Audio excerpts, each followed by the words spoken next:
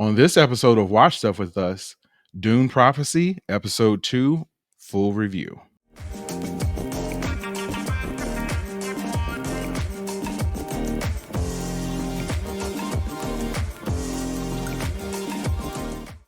Thanks for checking out another episode of Watch Stuff with Us. I'm your main man, JD.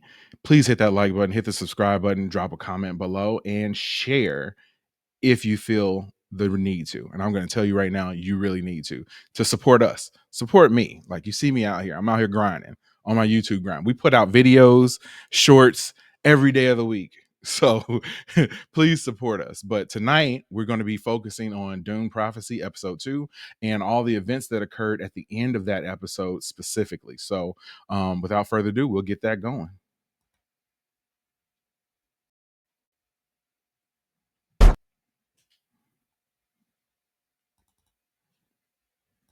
You stole my future. Now I'm taking your hope. In episode 2 of Dune Prophecy, Desmond Hart stands firm against Valya's attempt to control him with the voice. If you don't know already, Desmond Hart is by far the best character on the show, at least at this point. You don't quite know if he's a good guy or a bad guy or somewhere in between. Obviously, my guess is somewhere in between. But I'm hoping that as the show goes on, we're going to learn more about why he is doing the things that he's doing. And I think this breakdown is going to give a little bit of info and behind the scenes action on exactly what's happening, Among other unexpected events that might need some clarification. This HBO prequel takes place 10,000 years before the events of the films, exploring the early rise of the Sisterhood as it begins to gain power in the Imperium. The first episode introduced several key factions and characters, including Desmond Hart, who remains one of the biggest mysteries in the show's first season. In the premiere, Hart unexpectedly kills Pruett Richeus and Reverend Mother Kasha, and in episode 2 he faces the fallout from his actions. Heavy spoilers ahead for the second season. Please proceed with extreme caution. Emily Watson stars... I don't think we need to do the whole spoiler alert stuff because yeah, we pretty much have already figured out that if you're watching this, it's definitely going to be filled with spoilers. Watson stars in Dune Prophecy as Mother Superior Valya, who ends the episode by attempting to kill Desmond Hart in the same way she killed Reverend Mother Dorothea, by using the voice to make her stab herself in the neck. However, Desmond Hart is able to resist her command. Emperor Javica Corino orders Hart to... One of the interesting things that I saw on that was that when he was doing, or when she was doing the voice, as they call it, it seemed like Desmond was either resisting, or I wonder if he was just acting. Like, was it like almost there and he was just able to like stop it from happening, or was he just putting on like, and then he was like, nah, this isn't even getting to me at all. So that's something that I wonder if he has to like fight against the voice, or if it's something that he naturally is just like, it means nothing to me. His powers on Duke Ferdinand Richees, but in the end, he chooses to spare him.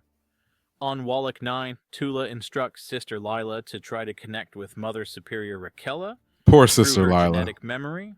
While this allows Lila to uncover important information, it ultimately costs her life. Desmond Hart is portrayed... And if you didn't realize that Sister Lila was going to go down like immediately as soon as they started doing that process with her, I don't know what to tell you because I knew it as soon as it happened.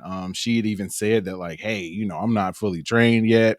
I don't know if I'm strong enough to do this. And they were like trying to tell her like, yeah, you're going to be okay. Like knowing the whole time, nah, she wasn't going to be okay. Dune Prophecy as having mysterious abilities that aren't mentioned in the books, making it difficult to fully understand the extent of his powers. One of his abilities allows him to burn someone from the inside, and he can control it at will, starting and stopping it whenever he chooses. Hart attributes this power to an experience he had when he was swallowed by a sandworm on Arrakis.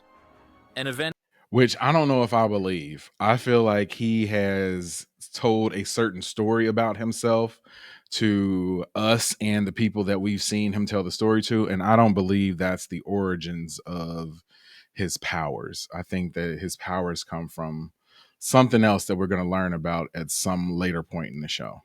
That Emperor Javika witnessed in the footage shown at the end of episode 1. While inside the sandworm, Hart may have gained his powers from the water of life, the spice, or some other unexplained source. Don't think it's the water of life, because if it was the water of life, he would have died. And yeah, definitely don't think it's that. I don't think it was spice, because we've seen so many other people interact with spice and they don't end up getting powers like his. So, like I said, it's from something else. In the Dune universe, it's possible to resist the voice, as the mind can be trained to block its influence. In the books, Duncan Idaho works with Paul to develop an immunity to it. However, episode 1 of Dune Prophecy indicates that, at this stage, the voice is still a relatively new development, so it wouldn't be realistic for Desmond Hart to have already... Yeah, I'm pretty sure what we saw in the first episode was her actually using it the first time. I don't think that it was something that had been done before. Mastered the skill. It's likely that his ability to resist the voice is connected to the mysterious powers he possesses, which will likely be explored further as the season progresses, providing more insight into his backstory. In episode 2 of Dune Prophecy, it's revealed that Lila is a descendant of both Mother Superior Raquella and Reverend Mother Dorothea, and has been raised by Tula. And it's crazy that they've pretty much wiped out their entire family. Like, that's wild. Tula seeks to gain more information from Raquella about her prophecy of the reckoning. To do this, Tula deceives Lila about Dorothea's fate, knowing that Valia killed her, but telling Lila that she might be able to see her mother by accessing her genetic memory. Yep. This process involves... Knew that wasn't going to happen. Knew it wasn't going to work. A concept familiar to fans from Dune. Part 2. In the Dune universe, to become a Reverend Mother, sisters must consume the water of life, which grants them access to their genetic memory. This allows them to experience the memories of their female ancestors, but the process comes with immense pain known as the agony. In Dune Prophecy, Lila is not sufficiently trained to convert the poison in the water of life that would allow her to survive the process. As a result, she dies from the ordeal, but not before uncovering some intriguing information. While exploring her genetic memory, Lila encounters both Raquella and Dorothea. Raquella reveals more details about the prophecy, which describes a soldier reborn from spice, marked by scars. This description closely matches Desmond Hart, suggesting that the spice may be the source of his powers. It's also worth noting that rebirth plays a crucial role in Paul Atreides' transformation into the Kwisatz Haderach. If the reckoning mentioned in the prophecy refers to Paul's holy war, it could tie these events together. The next person Lila encounters in her genetic memory is Dorothea, who reveals that it was Valia who killed her. Dorothea then takes control of Lila's body to deliver a message to Tula, telling her that she is taking her hope in exchange for cutting her life short. In a final act, Dorothea forces Lila to consume the poison, leading to her death. While Tula may have used Lila for her own purposes, it's clear that she genuinely cared for her. Lila's death is likely to cause... genuinely care for someone is relatively speaking. Like, I don't think that she cared.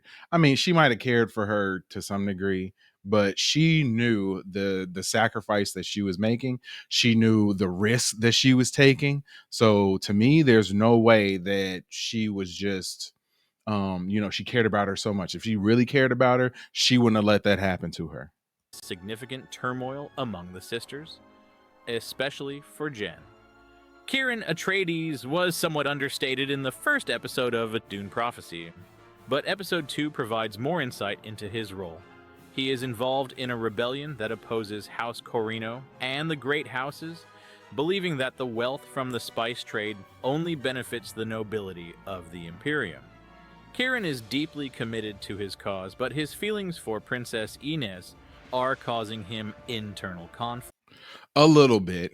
I don't think that he's that romantically involved with her. I think that that's something that he might care about her, but I don't know how much he really, really cares about her. And if she's enough for him to just decide to forego his original mission. His loyalty to the rebellion could be tested as the season progresses, especially with the looming threat of Valya discovering that he is spying. One of the final Oh, that's scenes coming. of Dune Prophecy Episode 2 shows Havicha Corino confronting Duke Ferdinand Riches in the throne room.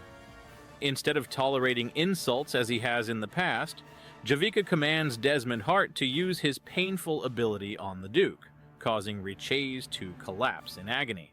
Earlier, Now, it's one thing to ask for Desmond to do that, but what is Desmond looking for in return? That's my question, because you know that he isn't doing all this stuff just for the heck of it. So, yeah, what is he asking for in return? What does he really, really, really want?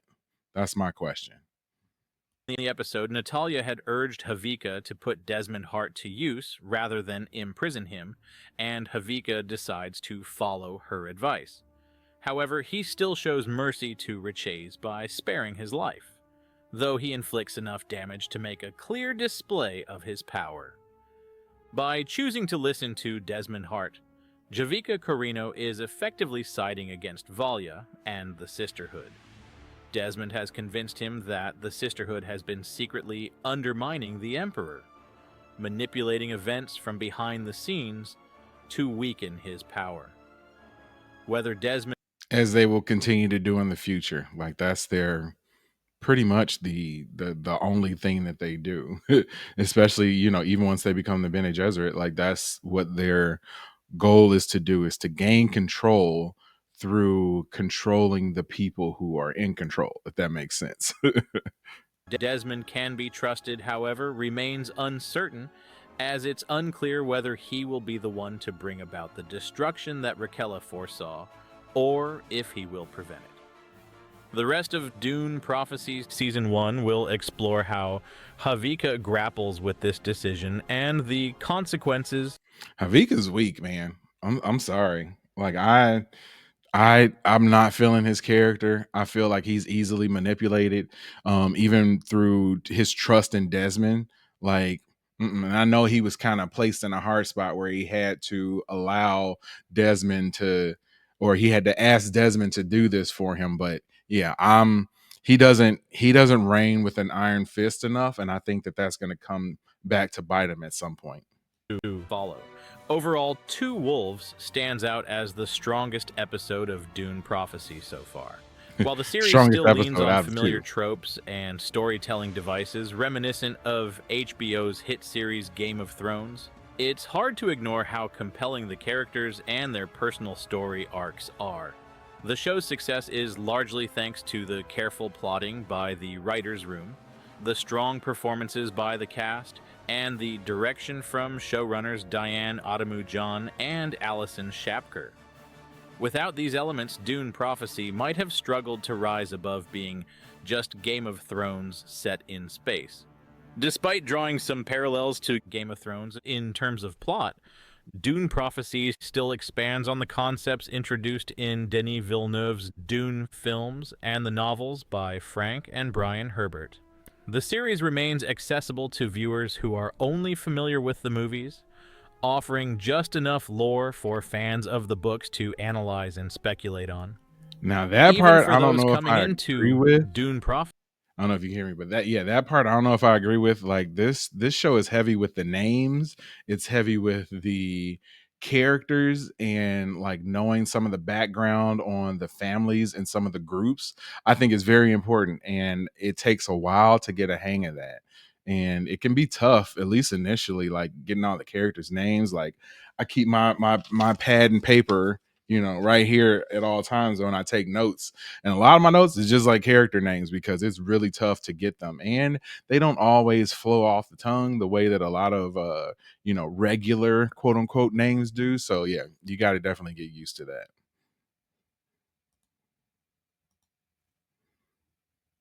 But yeah, there you have it. We just got through recapping episode 2 of Dune Prophecy. Definitely the biggest portion was the Desmond Hart scenes and the different things that he did in the episode. He is a force to be reckoned with. I just want to know who he's really truly aligned with. If you have that same question or you have an answer to it, even better, drop a comment below. Hit that like button, hit the subscribe button, please, on your way out as you finish watching this. And if you don't know, and if you just so happen to be watching live, we will be watching the episode tonight live on the air, right on this channel. So every week, every Sunday, 7 p.m. I start my streams, which is an hour before Dune Prophecy debuts. So at 7 p.m. Central Time. So yeah, if you want to join in and comment and hang out in our watch party, feel free to do so and come by. Until then, peace.